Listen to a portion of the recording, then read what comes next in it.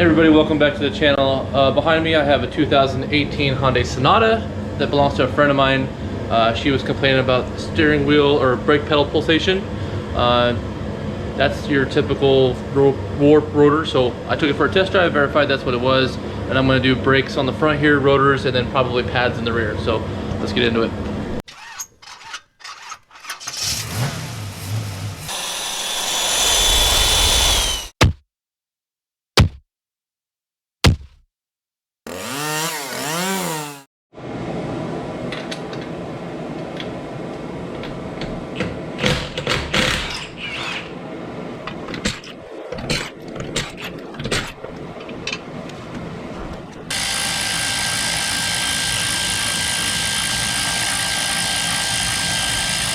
And then either a bungee or a zip tie to hold the caliper up.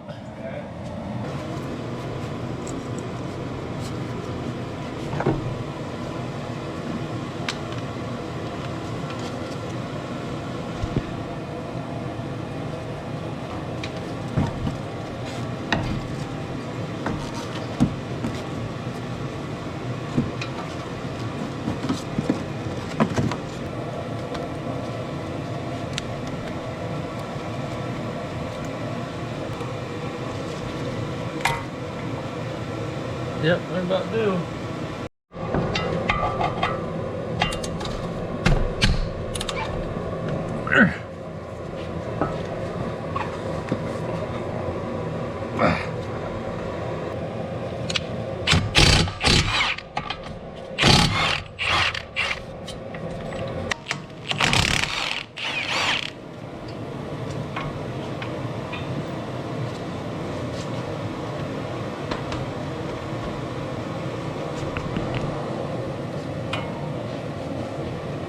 I'm gonna pull these rotors off here. These rotors are held in by these screws right here.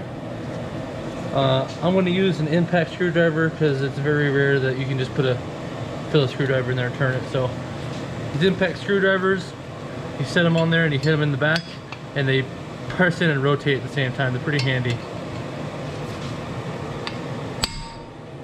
There we go, just like that.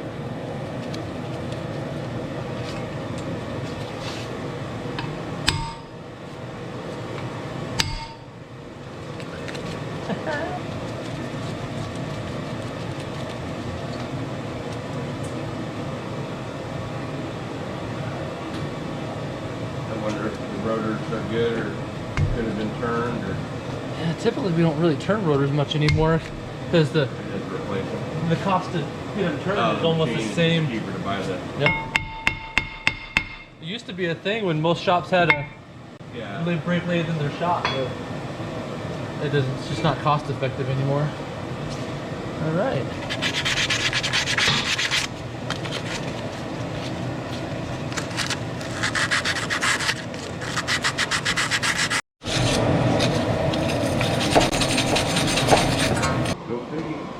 All right, we'll talk about the parts I'm going to be putting on this car here. So when it comes to brakes, you don't really want to go full on eco. So today we've got some Akebono brake pads here. These are made in the USA, manufactured in the USA. And then we've got some rotors here. Where'd they go? Oh, these are, okay, so we got the brake pads here. The Akebono brake pads, these are pretty good. Ultra quiet, they're a good OEM replacement. You got your rear rotors here that we may or may not do today. The rear ones are kind of unique.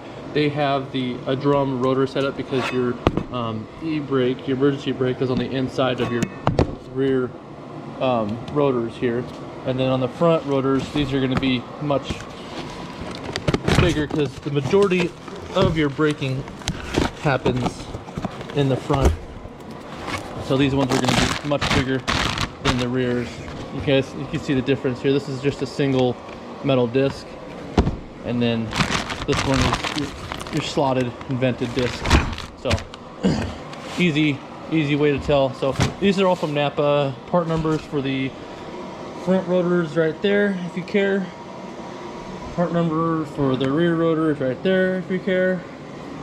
And then the part number for the front, excuse me, these are the rear pads.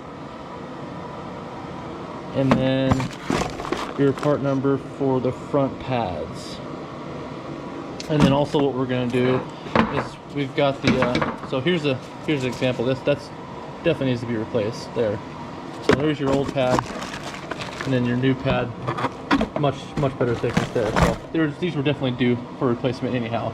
We're going to pull the slide pins off for the caliper bridge. We're going to pull the boots off. We're going to lubricate the pins, put them back in, make sure they last another several thousand miles, and then we'll put it all back together. All right. So when you pull these pins out of here, pay attention to which size which.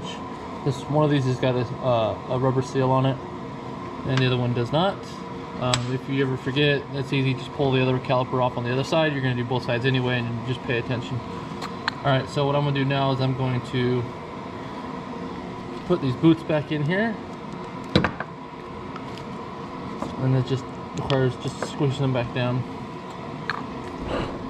Oh, where'd my other boot go? There it is.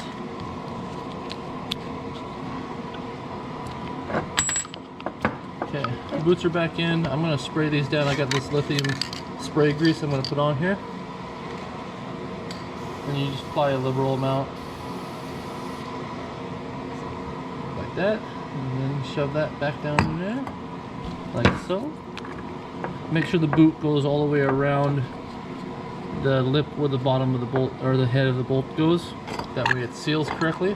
So these little metal clips come off, like so.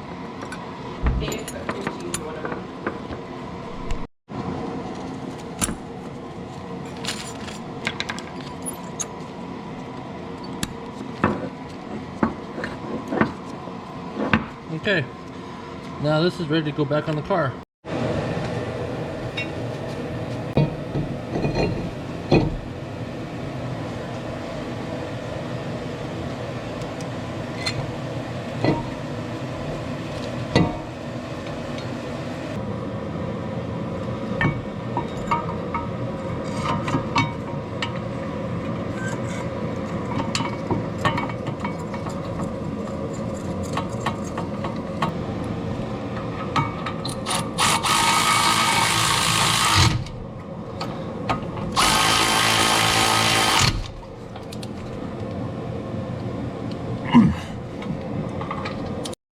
Alright, before we get any further, you're going to want to spray this thing down with some brake clean.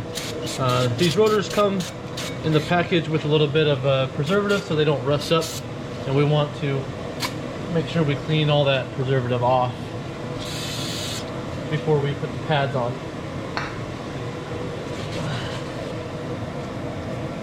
Alright, so pads, ear tabs go in the slots here.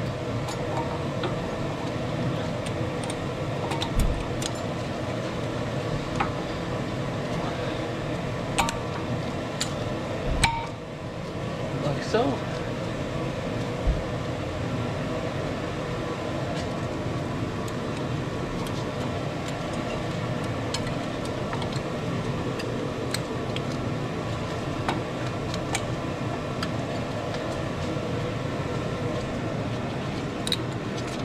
Sometimes you gotta finagle them a little bit. There we go.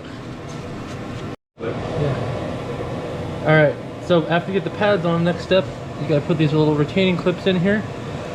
They go across the rotor, and one on one pad, one on the other, facing like such. And the other one will face up this way. So they're gonna be pointing at each other. And these go in these little tiny holes here on into the pad, and then the caliper sits over the top of it. Yeah. All right, the next step is to push the caliper piston back. So inside this caliper and around the piston, there's a square O-ring that goes around it, and as your brakes are applied, the O-ring is designed to twist. Then when you let off the brakes, the O-rings designed to pull the piston back ever so slightly, so that way it don't have pressure up against your rotor, burning the brakes up. So now what we're going to do is we're going to collapse this piston back. Open up the bleeder screw here on the caliper, and a drain bucket to help us bleed, or help us push this piston back. That'll relieve the pressure. So as I squeeze this clamp on the piston, we should see fluid coming out of there, which we do, and this piston should slowly start going back. to its new position for new pads.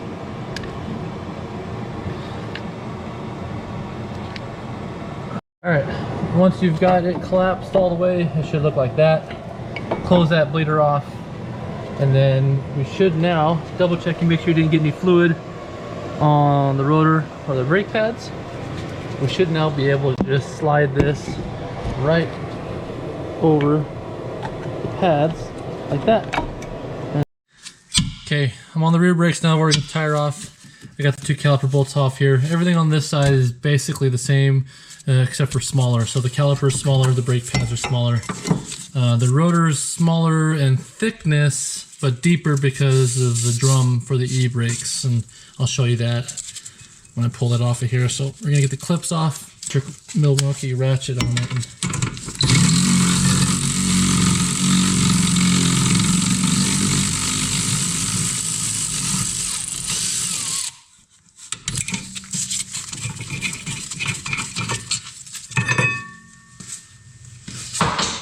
break these free.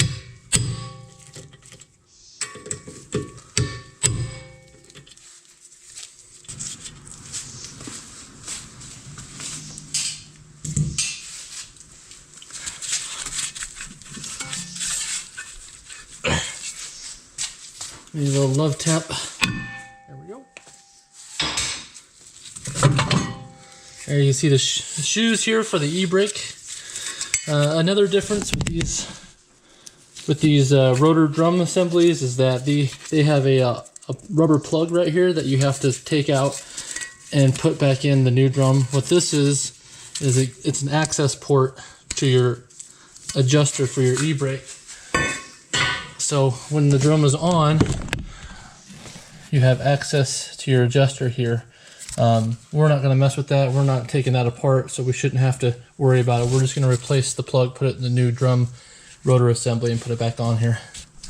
New rotor drum assembly put together, cleaned off with brake clean, get the plug in it, and we're going to line up the screw holes with the previous one, just the way you took it off. There we go. All right, got the pins back in, lubed it up and everything, make sure they slide easily. Got the new clips here. These ones here, you don't have to worry about bending those tabs. There is none, so you just slide these on here, just like you would on the fronts. Make sure everything goes in flush.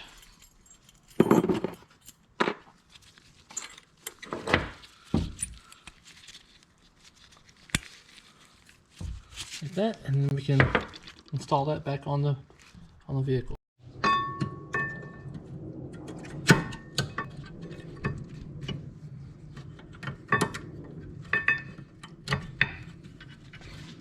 Once you've got the wheels and the tires back on and lug nuts torqued down, check your brake fluid level. Here that takes .3 or .4. Top it off, go for a drive, get them nice and warm. You may smell the brakes warming up, the heat with the brakes, whatever greases are left on the pads or whatever. That's normal. Run them around for real good before you give the car back, and then make sure everything's okay. So, but other than that, that's it. That's the brake job. Front rotor replacement, rear rotor replacement for a 2018 Hyundai Sonata. If you guys like what I do on this channel, please hit that like button for me and consider subscribing. We'll see you guys in the next one.